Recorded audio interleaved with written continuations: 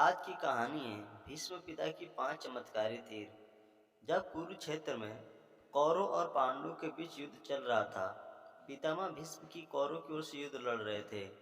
लेकिन कौरव को सबसे बड़े भाई दुर्योधन को लगता था कि भीष्म पितामह पांडवों को नुकसान नहीं पहुंचाना चाहते हैं। दुर्योधन का मानना था कि पितामह भीष्म बहुत शक्तिशाली हैं और पांडवों को मारना उनके लिए बहुत आसान है। इसी सोच में डूबा दुर्योधन भीष्म पितामह के पास पहुंचा। दुर्योधन ने पितामह से कहा कि आप पांडवों को मारना नहीं चाहते हैं, इसीलिए आप किसी शक्तिशाली हथियार का इस्तेमाल नहीं कर रहे हैं। दुर्योधन की बात सुनकर भीष्म बोले, अगर तुम्हें ऐसा लगता है तो मैं कल ही 5 पांडवों को मार गिराऊंगा। मेरे पास 5 ऐसे चमत्कारी तीर हैं जिनका उपयोग मैं कल ही युद्ध में करूंगा। भीष्म पितामह की बात सुनकर दुर्योधन बोला, मुझे आप पर भरोसा नहीं है, इसलिए आप ये 5 चमत्कारी तीर मुझे दे दीजिए। मैं इन्हें अपने कमरे में सुरक्षित रखूंगा। भीष्म ने वो 5 तीर दुर्योधन को दे दिए।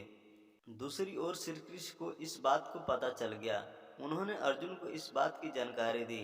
अर्जुन यह सुनकर घबरा गया और सोचने लगा कि इस मुसीबत से कैसे बचा जाए।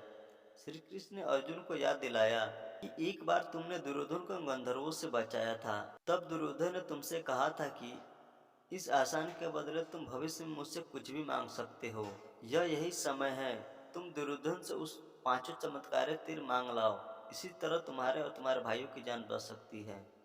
अर्जुन को श्री कृष्ण की सलाह बिल्कुल सही लगी। उसे दुर्योधन का दिया वचन याद आ गया। ऐसा कहा जाता है कि उस समय सब अपने दिए गए वचन जरूर निभाते थे।